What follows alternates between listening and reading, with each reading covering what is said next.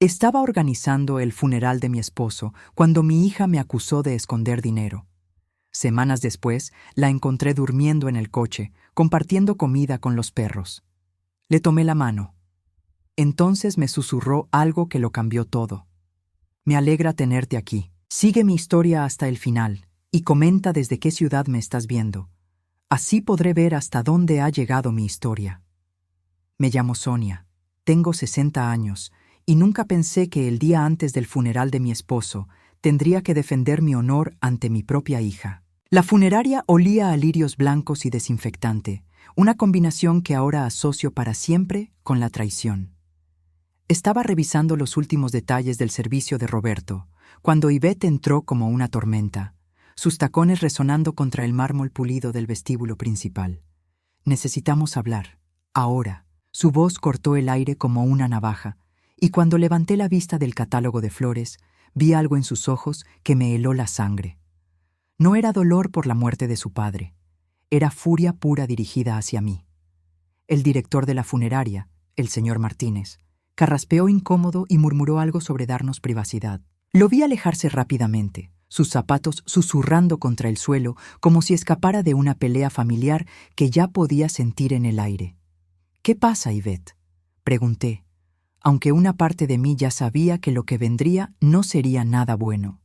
Había algo en la forma en que apretaba los puños, en cómo evitaba mirarme directamente a los ojos. «¿Dónde está el dinero, mamá?». La pregunta salió como una bofetada.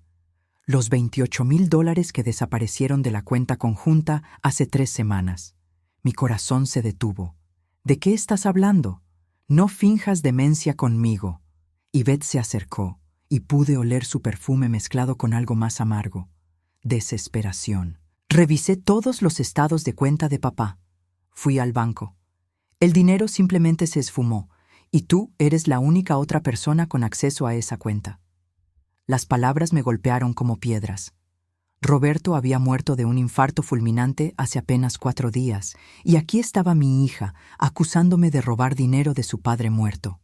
Ivette, yo nunca. ¡Mentirosa! Su grito resonó en la habitación vacía y sentí como si el suelo se abriera bajo mis pies. ¿Crees que soy estúpida? ¿Crees que no me doy cuenta de lo que has estado haciendo todos estos años? No sé de qué dinero hablas. Mi voz sonaba pequeña, quebrada, incluso para mí misma.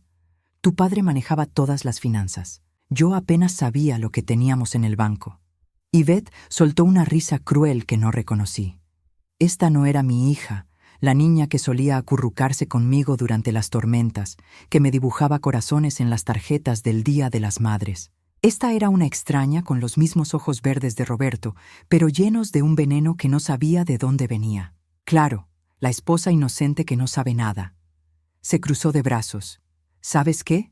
Si no aparece ese dinero antes del funeral mañana, voy a hacer que todos sepan exactamente qué clase de persona eres. ¿Qué clase de persona crees que soy? Las palabras salieron como un susurro, pero cargadas de una tristeza tan profunda que sentí como si me estuviera ahogando en ella. Una ladrona, una mentirosa, alguien que se aprovecha de su propia familia. Cada palabra fue como un clavo clavándose en mi corazón. Papá confiaba en ti y tú le robaste su dinero en sus últimas semanas de vida. Las lágrimas comenzaron a rodar por mis mejillas, pero no eran lágrimas de culpa. Eran lágrimas de una confusión tan absoluta que me sentía como si estuviera perdiendo la cordura. Ivette, por favor, tienes que creerme. Yo nunca tocaría el dinero de tu padre. Ni siquiera sabía que faltaba algo. Entonces, ¿dónde está? Su voz se quebró ligeramente, y por un momento vi un destello de la niña que solía ser. ¿Dónde están los $28,000 que él había ahorrado para nuestro futuro? No lo sé. Era la verdad más honesta que había dicho en mi vida, pero sonaba hueca incluso para mí. Ivette, acabamos de perder a tu padre. No podemos... No. Me cortó con una firmeza que me asustó. No vamos a fingir que somos una familia feliz en su funeral. No después de esto. Se dirigió hacia la puerta, pero se detuvo y se volvió hacia mí una última vez. Lo que vi en su rostro me perseguirá para siempre. Desprecio puro, como si fuera algo repugnante que había encontrado en la suela de su zapato. Tienes hasta mañana por la mañana para decidir si vas a confesar o si voy a tener que contarle a toda la familia lo que realmente eres. La puerta se cerró con un sonido suave que resonó como un disparo en el silencio que siguió. Me quedé allí, entre las flores destinadas al ataúd de mi esposo, sintiendo como si acabara de enterrar algo más que a Roberto. Había enterrado la relación con mi hija y ni siquiera sabía por qué. Esa noche, mientras yacía en nuestra cama vacía, mirando el techo y tratando de entender cómo había llegado a este momento, una pregunta me atormentaba más que todas las demás.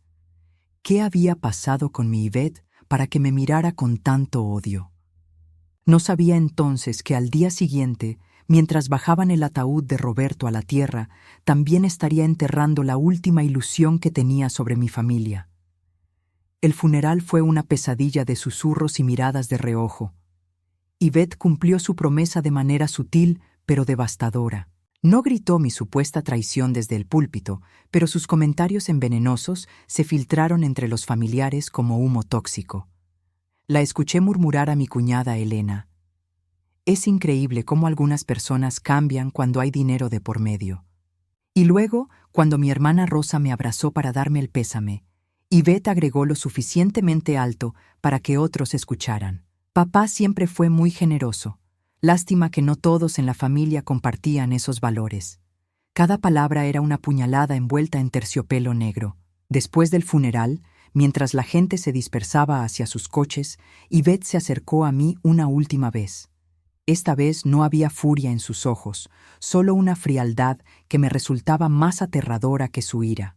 «Espero que hayas disfrutado tu último día como la viuda respetable», me dijo en voz baja, ajustándose los guantes negros, «porque desde ahora todos van a saber quién eres realmente». Ese fue el último día que vi a mi hija durante 5 semanas completas. Al principio, pensé que solo necesitaba tiempo para procesar su dolor.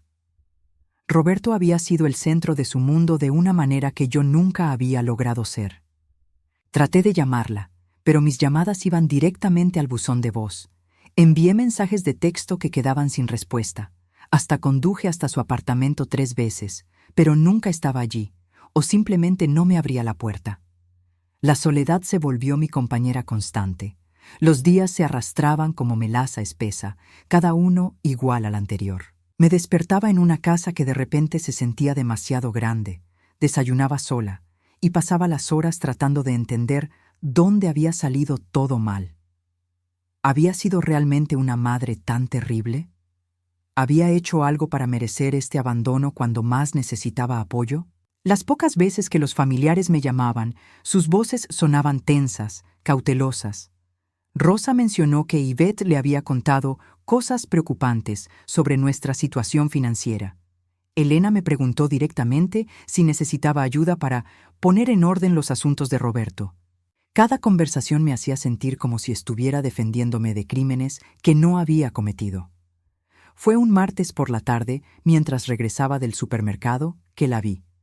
Estaba en el estacionamiento de un centro comercial abandonado, cerca del distrito industrial, donde nadie va después del atardecer. Su Honda Civic azul, el mismo que Roberto le había regalado para su 25º cumpleaños, estaba estacionado bajo una farola parpadeante. Pero no fue el coche lo que me hizo frenar en seco y dar la vuelta. Fue verla a ella. Ivette estaba sentada en el capó del coche, compartiendo lo que parecía ser medio sándwich con 2 perros callejeros. Estaba más delgada, mucho más delgada, y su cabello, que siempre había mantenido perfectamente peinado, colgaba en mechones grasosos alrededor de su rostro. Llevaba la misma ropa que había usado en el funeral 5 semanas atrás, pero ahora estaba arrugada y manchada. Mi corazón se detuvo. Mi hija, mi niña, estaba viviendo en su coche. Aparqué a cierta distancia y la observé durante varios minutos, tratando de procesar lo que veía. Uno de los perros, un mestizo marrón con una pata lastimada, se acurrucó contra sus piernas mientras ella le acariciaba la cabeza. Vi cómo dividía cuidadosamente su comida, dándole a los animales porciones más grandes que las que se quedaba para sí misma. Esta no era la mujer furiosa que me había acusado de robar. Esta era alguien quebrado, alguien que había perdido todo, incluyendo su hogar. Cuando finalmente bajé del coche y caminé hacia ella, Yvette levantó la vista. Por un momento, sus ojos se llenaron de algo que podría haber sido alivio, pero rápidamente se endureció de nuevo. «¿Qué haces aquí?» Su voz sonaba ronca, como si no hubiera hablado con nadie en días. «Yvette». Mi voz se quebró al ver las ojeras profundas bajo sus ojos, la forma en que su ropa colgaba suelta en su cuerpo. «Dios mío, ¿qué te ha pasado?» «No es asunto tuyo», pero no había convicción en sus palabras. Parecía más cansada que enojada. Me acerqué lentamente, como si fuera un animal herido que podría huir en cualquier momento. «¿Cuánto tiempo has estado viviendo aquí?» «Desde que me echaron del apartamento». Las palabras salieron en un susurro apenas audible. «No podía pagar el alquiler después de que él murió. ¿Por qué no me llamaste?» La pregunta salió cargada de dolor. «Yvette, soy tu madre. Sin importar lo que creas que hice, nunca te habría dejado pasar por esto sola». Algo se rompió en su expresión entonces. Vi a la niña pequeña que solía venir corriendo a mí cuando se lastimaba, que me buscaba cuando tenía pesadillas. Pero también vi algo más. Miedo. Un miedo profundo y antiguo que no entendía. Extendí mi mano hacia ella, ofreciéndole ayuda para bajar del capó del coche. Durante un momento terrible, pensé que la rechazaría. Pero entonces, lentamente, puso su mano fría y temblorosa en la mía. Fue en ese momento, mientras nuestras manos se tocaban por primera vez en semanas, que Yvette se inclinó hacia mí y susurró algo que cambiaría todo lo que creía saber sobre mi vida, mi matrimonio y mi familia. «Él me dijo que tú sabías». Las 4 palabras que Yvette susurró me golpearon como un puño en el estómago. «Él me dijo que tú sabías». Me quedé inmóvil, con su mano fría aún en la mía, tratando de procesar lo que acababa de escuchar. El aire nocturno se sentía denso, cargado de una electricidad extraña que hacía que los vellos de mis brazos se erizaran. ¿Qué sabía? Mi voz salió como un graznido. «Yvette, no entiendo de qué estás hablando». Ella retiró su mano rápidamente, como si mi piel la quemara, y se envolvió en sus propios brazos. Los perros callejeros se habían alejado un poco, como si sintieran la tensión que se espesaba entre nosotras. «No finjas, mamá». Su voz temblaba, pero no de frío. «Papá me dijo que tú sabías lo que él hacía, que estabas de acuerdo, que por eso nunca me defendiste». El mundo se inclinó bajo mis pies. «¿Defenderte? ¿Defenderte de qué?» Yvette me miró con una expresión que mezcla desprecio y algo más profundo, una tristeza tan antigua que parecía haberse asentado en sus huesos. «De él, mamá, de lo que me hacía cuando tú no estabas, o cuando fingías no estar». «Yvette, no sé de qué estás hablando». Pero incluso mientras las palabras salían de mi boca, algo frío y nauseabundo comenzó a formarse en mi estómago.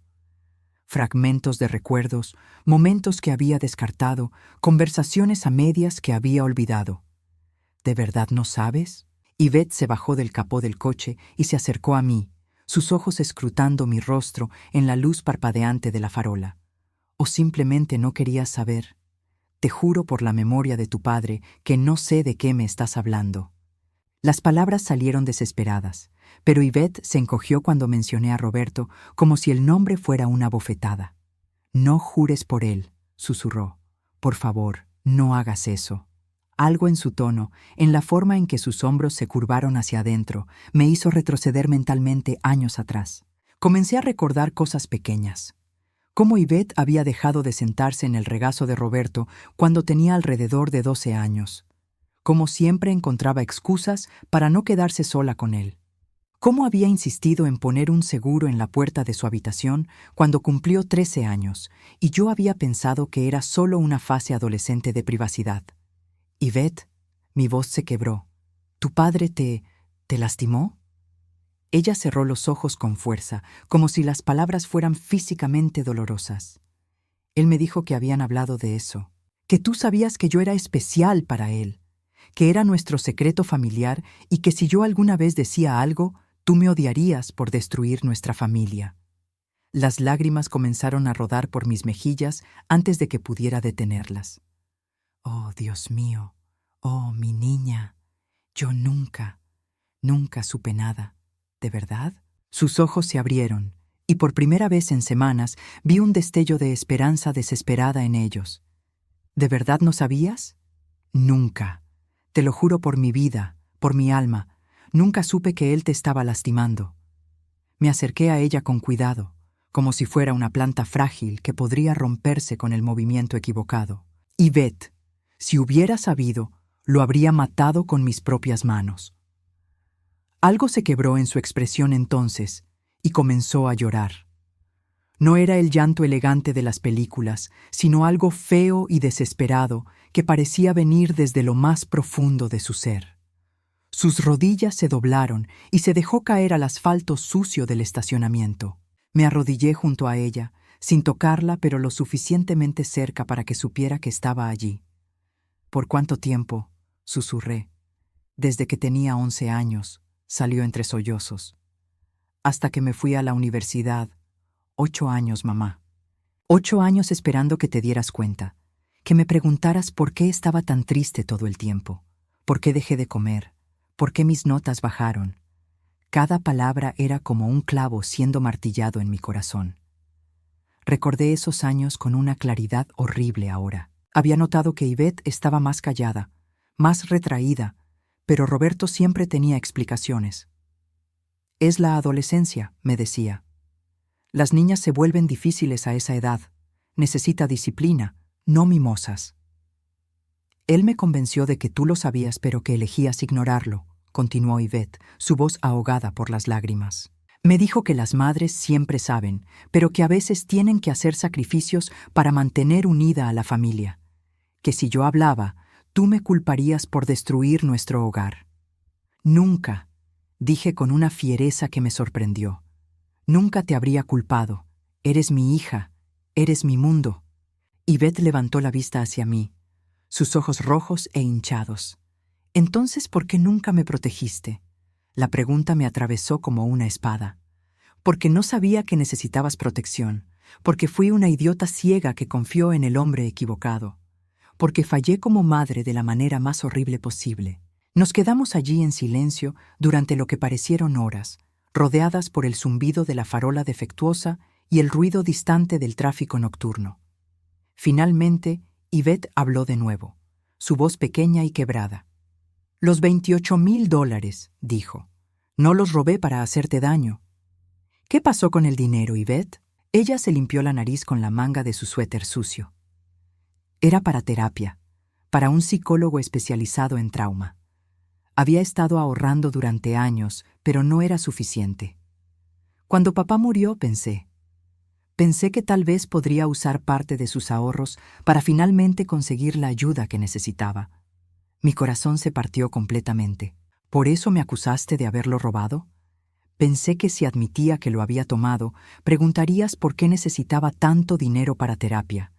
Y entonces tendría que explicártelo todo, y estaba segura de que me odiarías por esperar tanto tiempo para decírtelo. «Oh, mi amor», susurré, «mi pobre niña». Pero después, cuando vi cómo me mirabas en el funeral, cuando vi la confusión real en tus ojos, comencé a preguntarme si tal vez él había mentido sobre eso también. Me acerqué un poco más, y esta vez Yvette no se alejó. Mintió sobre todo, cariño. Te manipuló y me manipuló a mí también. Nos mantuvo separadas para que no pudiéramos descubrir la verdad. Yvette asintió lentamente, como si las piezas de un rompecabezas muy complejo finalmente comenzaran a encajar. Siempre me preguntaba por qué eras tan distante conmigo, por qué nunca parecías quererme tanto como a él. Porque él se aseguró de que así fuera. Realicé con horror creciente. Dios mío, Yvette, ¿cuántas otras cosas me dijo sobre ti que no eran ciertas? Nos miramos en la luz parpadeante, madre e hija, finalmente comenzando a ver la verdad que había estado enterrada bajo años de mentiras cuidadosamente construidas. Pero sabía que esto era solo el comienzo. Si Roberto había mentido sobre esto, ¿qué otras verdades había escondido en las sombras de nuestro matrimonio? Esa noche llevé a Yvette a casa. No fue fácil convencerla. Se resistió al principio, insistiendo en que podía seguir viviendo en su coche, que no quería ser una carga. Pero cuando le dije que yo era quien necesitaba que estuviera allí, que no podía soportar estar sola en esa casa otra noche más, finalmente accedió. La ayudé a llevar sus pocas pertenencias desde el Honda hasta la habitación de huéspedes. Todo lo que tenía cabía en 2 bolsas de plástico y una maleta pequeña. Ver la vida de mi hija reducida a tan poco me partía el corazón de maneras que no sabía que eran posibles. Mientras ella se duchaba, me senté en la cocina con una taza de té que se enfrió sin tocar, tratando de procesar todo lo que había descubierto. ¿Cómo había estado tan ciega? ¿Cómo había vivido en la misma casa que un monstruo durante 27 años sin darme cuenta? Cuando Yvette bajó, con el cabello limpio y usando una de mis batas viejas, parecía más joven, más frágil. Se sentó frente a mí en la mesa de la cocina, el mismo lugar donde habíamos desayunado juntas miles de veces cuando era niña. «Mamá», dijo suavemente, «hay cosas que necesitas saber, sobre cómo él nos manipuló a las 2. Asentí, preparándome para lo que pudiera venir. «Dime todo». Yvette respiró profundo antes de comenzar. ¿Recuerdas cuando tenía 14 años y comenzaste a trabajar esos turnos extra en el hospital los fines de semana? Sí, dije lentamente. Necesitábamos el dinero extra para tu universidad. Tu padre me animó a tomar esas horas. Él me dijo que habías pedido trabajar más porque no soportabas estar en casa conmigo. Su voz era apenas un susurro. Dijo que le habías confesado que yo te recordaba demasiado a tu hermana fallecida y que eso te ponía triste. El té se me revolvió en el estómago. Mi hermana menor había muerto en un accidente automovilístico cuando Yvette tenía 13 años, y era cierto que a veces veía un parecido entre ellas. Pero nunca había dicho nada parecido a lo que Roberto le había contado a nuestra hija. «Eso es mentira», dije firmemente. «Trabajé esas horas extra porque tu padre me dijo que necesitábamos el dinero para tu futuro. Nunca dije nada sobre que me recordaras a tu tía Carmen». Yvette asintió, pero pude ver que parte de ella todavía luchaba por creer completamente. Él tenía una manera de hacer que las mentiras sonaran tan convincentes. Siempre tenía detalles específicos, cosas que parecían demasiado complicadas para ser inventadas. «¿Qué más te dijo sobre mí?» «Que habías tenido una aventura cuando yo era pequeña». Las palabras salieron rápido, como si doliera decirlas. Dijo que por eso eras tan fría conmigo a veces, porque me veías como la razón por la que no podías irte con tu amante. La acusación me dejó sin aliento. «Yvette, nunca tuve una aventura. Nunca. Tu padre era la única persona con la que había estado desde que nos casamos». «Lo sé ahora», dijo rápidamente. «Pero durante años creí que era verdad». Explicaba por qué a veces parecías tan triste, por qué no me abrazabas tanto como yo quería. Comencé a entender la diabólica genialidad de la manipulación de Roberto. Había tomado mis inseguridades naturales como madre primeriza, mis momentos de cansancio o tristeza normales, y los había retorcido en una narrativa que pintaba un cuadro de una madre resentida y distante. «¿Y a mí qué me decía sobre ti?», pregunté, aunque parte de mí ya comenzaba a recordar. «¿Qué te decía que justificara por qué yo era tan problemática?» Cerré los ojos, y los recuerdos comenzaron a fluir como agua sucia de una represa rota. Me decía que estabas atravesando una fase difícil, que eras manipuladora y dramática, como todas las adolescentes. Cuando tus notas bajaron, me dijo que era porque eras perezosa y que necesitabas disciplina más estricta, no compasión. ¿Y cuando dejé de comer? Dijo que estabas siendo vanidosa, obsesionada con tu apariencia. Me convenció de que si le prestaba demasiada atención a tu drama adolescente, solo empeoraría las cosas. Yvette asintió amargamente. Y cuando traté de decirte indirectamente lo que estaba pasando, él siempre estaba allí para interceptar. Terminé por ella, recordando con horror creciente. Siempre tenía una explicación de por qué estabas actuando o buscando atención. Nos quedamos en silencio por un momento, absorbiendo la magnitud de la manipulación. Roberto había sido como un maestro titiritero. tirando de nuestros hilos emocionales para mantenernos separadas y vulnerables. «Mamá», Yvette dijo finalmente, «¿recuerdas cuando tenía 16 años y traté de irme de casa?» Sí, lo recordaba. Había encontrado a Yvette empacando una maleta a las 2 de la mañana, llorando histéricamente. Cuando le pregunté qué pasaba, solo siguió repitiendo que tenía que irse, que no podía quedarse más tiempo. «Tu padre me dijo que habías estado experimentando con drogas», recordé con náusea creciente. «Dijo que los adolescentes a veces tienen episodios psicóticos por usar sustancias y que lo mejor era ser firme contigo». «No había drogas», susurró Yvette. «Esa noche él había sido especialmente cruel. Me había amenazado con lastimarte si yo alguna vez le contaba a alguien. Estaba tan asustada que pensé que la única manera de protegerte era irme». Las lágrimas comenzaron a rodar por mis mejillas. «Y yo te forcé a quedarte. Dios mío, Yvette, te forcé a quedarte con tu abusador». «No sabías», dijo rápidamente. «Él se aseguró de que no supieras. Pero debería haber sabido. Soy tu madre. Se suponía que debía protegerte». Yvette se estiró a través de la mesa y tomó mi mano. Era la primera vez que me tocaba voluntariamente desde que era una niña pequeña. «Él era muy bueno en esto, mamá. Había perfeccionado su sistema durante años antes de que yo naciera. ¿Recuerdas a la sobrina de la señora Henderson, aquella niña que solía venir a visitarnos cuando yo era pequeña?» Recordé vagamente a una niña tímida que había dejado de venir abruptamente. «¿María? ¿Qué pasa con ella?» La encontré en Facebook hace unos años. Me contactó después de ver una foto nuestra en línea. La voz de Yvette se volvió más tensa. Ella también. Cuando era pequeña, cuando se quedaba con nosotros los fines de semana, el horror se extendió por mi pecho como hielo. ¿Cuántas? No lo sé, pero sospecho que hubo otras. Él tenía una manera de identificar a las niñas vulnerables, las que no tenían a nadie que las creyera realmente. Me levanté bruscamente de la mesa, mi estómago revuelto. Corrí al baño y vomité hasta que no quedó nada. Cuando regresé, Yvette me estaba esperando con un vaso de agua. «Los $28,000, dije, mi voz ronca. «Dijiste que era para terapia. Encontré un especialista en trauma en la ciudad. Cuesta $250 por sesión y me dijo que necesitaría al menos 6 meses de tratamiento intensivo para comenzar a procesar todo. Había estado ahorrando durante 3 años, pero solo tenía 15,000. ¿Por qué no me pediste ayuda?» Yvette me miró con una tristeza infinita. «Porque durante 25 años creí que tú sabías lo que me estaba pasando y habías elegido no hacer nada. ¿Cómo le pides ayuda a alguien que crees que es cómplice de tu abuso?»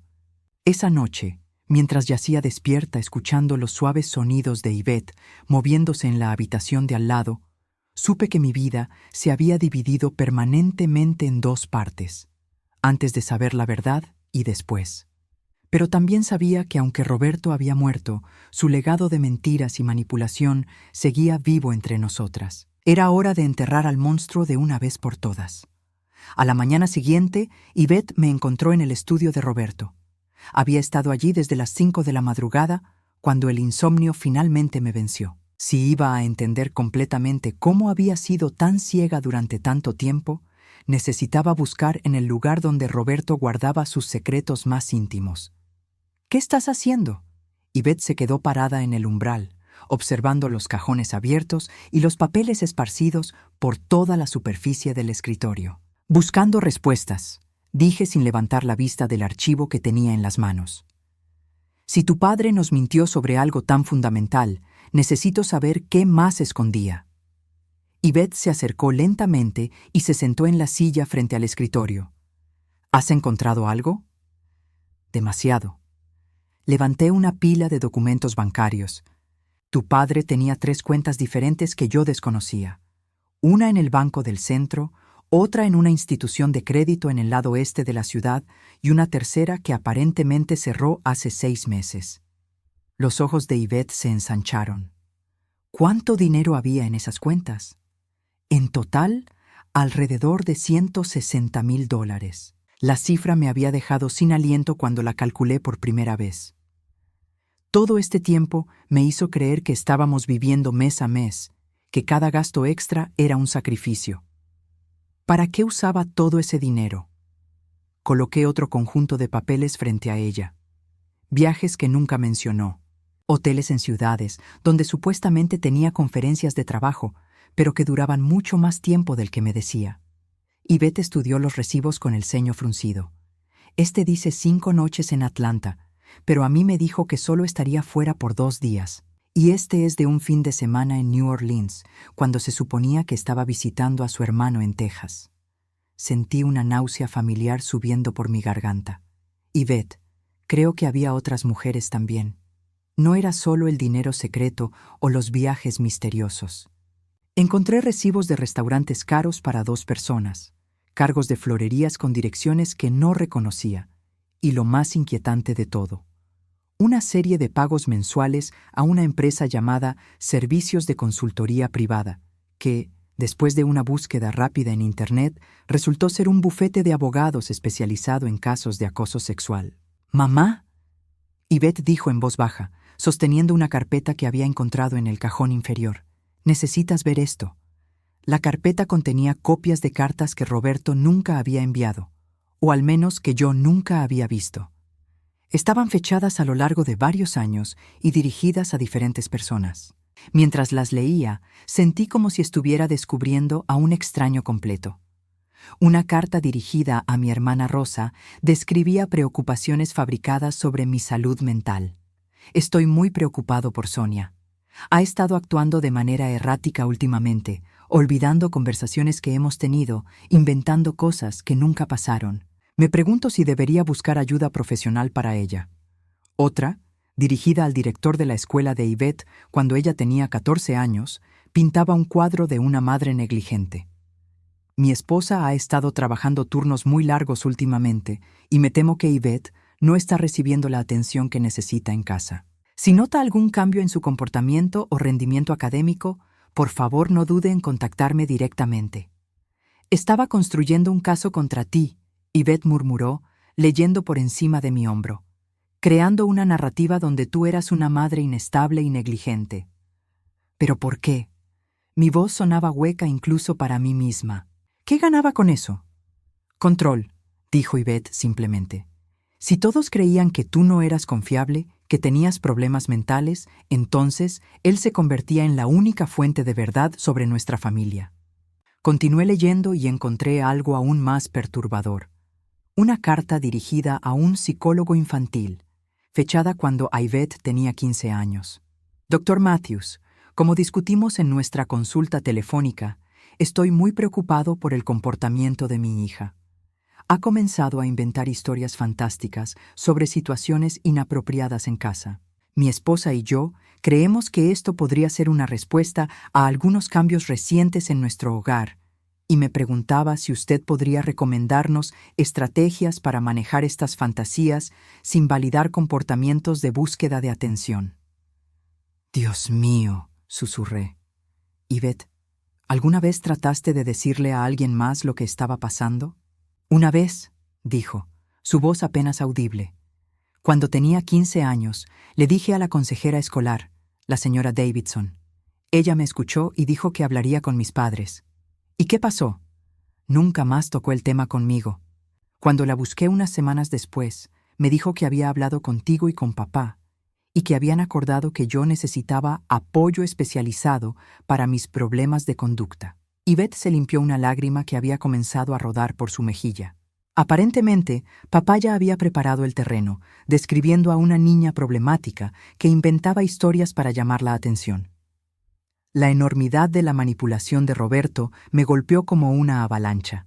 No había sido simplemente un abusador oportunista. Había sido un manipulador sistemático y calculador que había pasado años construyendo una red de mentiras para protegerse y asegurar su acceso continuo a víctimas vulnerables. «Hay más», dijo Yvette, señalando hacia otra carpeta. «Encontré esto en el fondo del cajón». Esta carpeta contenía fotografías. Al principio pensé que eran solo fotos familiares normales, pero mientras las examinaba más de cerca, comencé a notar patrones inquietantes. Había docenas de fotos de Yvette tomadas sin su conocimiento, durmiendo, cambiándose de ropa, saliendo de la ducha. Fechas en el reverso indicaban que había estado tomando estas fotos durante años. Pero no eran solo fotos de Yvette. Había imágenes similares de otras niñas y jóvenes que reconocí de nuestro vecindario y círculo social. María, la sobrina de la señora Henderson. Sara, la hija de nuestros vecinos de al lado. Incluso algunas de sus estudiantes cuando Roberto había dado clases de matemáticas en la escuela secundaria local durante algunos años. ¿Cuántas de estas niñas? No pude terminar la pregunta. No lo sé, Yvette respondió, pero su expresión sugería que temía la respuesta tanto como yo. En el fondo de la carpeta encontré algo que me hizo sentir como si alguien hubiera vaciado mi pecho de todo el aire. Una carta escrita en la letra cuidadosa de Roberto, dirigida a mí, pero nunca entregada. Mi querida Sonia, comenzaba, si estás leyendo esto, significa que has descubierto mis pequeños secretos. No te molestes en actuar sorprendida o ultrajada. Ambos sabemos que siempre supiste que Yvette era especial para mí. Las madres siempre saben, incluso cuando fingen ignorancia. Te mantuve en mi vida porque eras útil, una cobertura perfecta para mis actividades reales. Pero nunca pienses que no sabía que en el fondo de tu corazón lo aprobabas. Después de todo, nunca hiciste nada para detenerme, ¿verdad? La carta continuaba por 2 páginas más, cada palabra destilada de veneno puro, diseñada para hacerme creer que yo había sido cómplice de sus crímenes.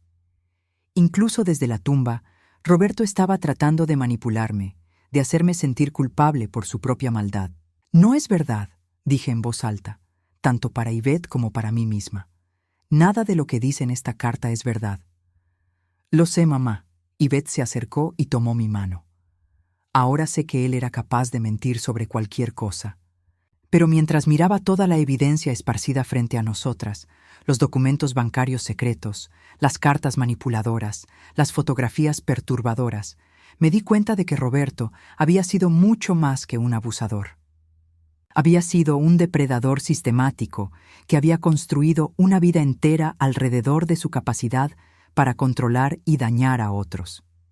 Y por 26 años había compartido una cama con este monstruo sin saberlo. 6 meses después, Yvette y yo estábamos sentadas en el jardín trasero de nuestra nueva casa. La decisión de mudarnos había sido difícil pero necesaria. No podíamos sanar en el lugar donde Roberto había orquestado tanto dolor. Vendimos la casa familiar y compramos una pequeña propiedad en las afueras de la ciudad, un lugar lleno de luz natural y sin ecos de nuestro pasado. ¿Cómo te sientes hoy?, le pregunté a Yvette mientras regaba las flores que habíamos plantado juntas la semana anterior. Era una pregunta que había aprendido a hacer regularmente, parte del proceso de reconstruir la comunicación que Roberto había saboteado deliberadamente durante años. Mejor, dijo, y pude ver que lo decía en serio. La doctora Chen dice que estoy progresando bien. Habíamos encontrado a la doctora Chen a través de una recomendación del Centro de Crisis para Víctimas de Abuso Sexual. Era una especialista en trauma familiar que entendía la complejidad única de nuestro caso, una madre y una hija que habían sido manipuladas y enfrentadas entre sí por el mismo abusador. Los primeros meses de terapia habían sido brutales. Había días en que Yvette no podía ni siquiera estar en la misma habitación conmigo sin experimentar ataques de pánico. Años de condicionamiento la habían entrenado para verme como una amenaza, como alguien que había elegido conscientemente no protegerla. Deshacer ese daño había requerido paciencia infinita de ambas partes. ¿Recuerdas cuando encontramos la caja fuerte?, Yvette dijo de repente. Sonreí a pesar de la gravedad del recuerdo. 3 meses después de mudarnos, mientras empacábamos las últimas cosas de la casa vieja, Yvette había notado una irregularidad en el piso del closet de Roberto. Resultó que había instalado una caja fuerte pequeña que ninguna de nosotras sabía que existía. Adentro habíamos encontrado más evidencia de sus crímenes, fotografías adicionales, diarios detallados de sus actividades e incluso grabaciones de audio que documentaban sus manipulaciones. Pero también habíamos encontrado algo más: $53,000 en efectivo. Nunca pensé que me sentiría tan bien quemando dinero, dije, recordando el día que habíamos decidido qué hacer con el dinero manchado de sangre.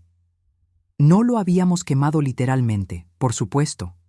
En su lugar, habíamos donado cada centavo a organizaciones que ayudaban a víctimas de abuso sexual infantil.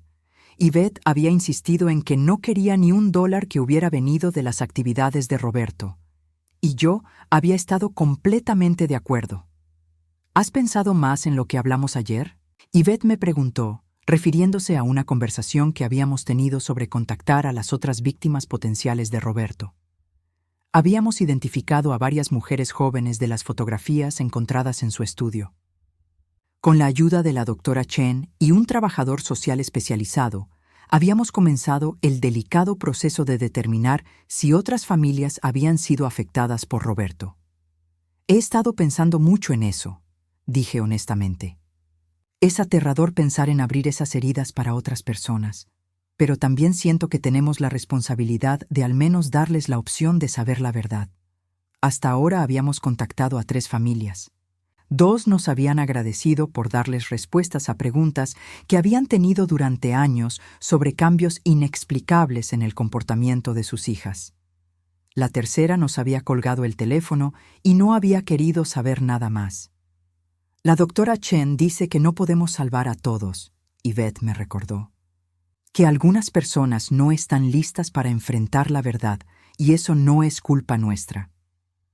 Era una lección que ambas habíamos tenido que aprender de la manera difícil. Durante los primeros meses después de descubrir la verdad sobre Roberto, yo había estado consumida por la culpa y la necesidad de arreglar todo el daño que él había causado. Pero la terapia me había enseñado que mi responsabilidad no era deshacer décadas de trauma de otras personas, sino sanar la relación con mi propia hija. ¿Sabes qué es lo más extraño? Yvette dijo, observando una mariposa que había aterrizado en las petunias púrpura. Solía tener pesadillas casi todas las noches sobre él. Pero desde que encontramos todas esas evidencias, desde que finalmente entendí completamente lo que era, las pesadillas se detuvieron. ¿Por qué crees que es eso? Porque ya no tengo que preguntarme si estaba loca, si había imaginado cosas, si de alguna manera había sido mi culpa. Se giró hacia mí con una sonrisa que iluminó todo su rostro, y porque finalmente tengo a mi mamá de vuelta. Esas palabras me llenaron de una calidez que no había sentido en años. Habíamos perdido tanto tiempo, tantos momentos que deberíamos haber compartido como madre e hija. Roberto nos había robado más de una década de cercanía, pero estábamos decididas a no dejar que nos robara el futuro también. Hay algo que quiero decirte, dije, tomando sus manos entre las mías. Algo que debería haberte dicho hace mucho tiempo, pero que él se aseguró de que nunca dijera. Yvette esperó pacientemente, algo que había aprendido a hacer durante nuestras sesiones de terapia. Estoy orgullosa de ti, dije, sintiendo las lágrimas formarse en mis ojos. Estoy orgullosa de la mujer fuerte y valiente que te convertiste a pesar de todo lo que él te hizo. Estoy orgullosa de que sobrevivieras. Estoy orgullosa de que finalmente encontraras el valor para contarme la verdad. Y estoy orgullosa de ser tu madre. Yvette comenzó a llorar, pero esta vez no eran lágrimas de dolor. Eran lágrimas de alivio, de liberación, del tipo que solo vienen cuando una herida antigua finalmente comienza a sanar. Yo también estoy orgullosa de ti, mamá, dijo, por no huir cuando te conté la verdad, por creerme, por elegir luchar por nuestra relación incluso cuando parecía imposible. Nos abrazamos allí en el jardín, rodeadas por las flores que habíamos plantado juntas, bajo el sol cálido de una tarde de primavera. No era el final de nuestro viaje de sanación. Sabíamos que habría más trabajo por hacer, más terapia, más conversaciones difíciles, pero era un comienzo. Era la primera vez en más de una década que nos abrazábamos como madre e hija, sin secretos, sin mentiras, sin el fantasma de Roberto parado entre nosotras. Esa noche, mientras preparaba la cena e Yvette estudiaba para los exámenes de su nuevo programa de maestría en trabajo social, había decidido especializarse en trauma infantil, mi teléfono sonó. Era Rosa, mi hermana. Sonia, he estado pensando en lo que me dijiste sobre Roberto, dijo sin preámbulos. Y quería que supieras que hay algunas cosas que él me dijo sobre ti a lo largo de los años que ahora me doy cuenta de que probablemente eran mentiras. Era el comienzo de otro proceso de sanación, el de recuperar las relaciones familiares que Roberto había envenenado con sus manipulaciones. Pero esta vez, Yvette y yo enfrentaríamos esos desafíos juntas. Mientras colgaba el teléfono y llamaba a Yvette para cenar, me di cuenta de algo. Por primera vez en 26 años me sentía verdaderamente en paz. Roberto ya no tenía poder sobre nosotras. Sus secretos habían sido expuestos, sus mentiras desenmascaradas, su legado de dolor finalmente confrontado. Habíamos enterrado la verdad durante demasiado tiempo. Ahora, finalmente, éramos libres.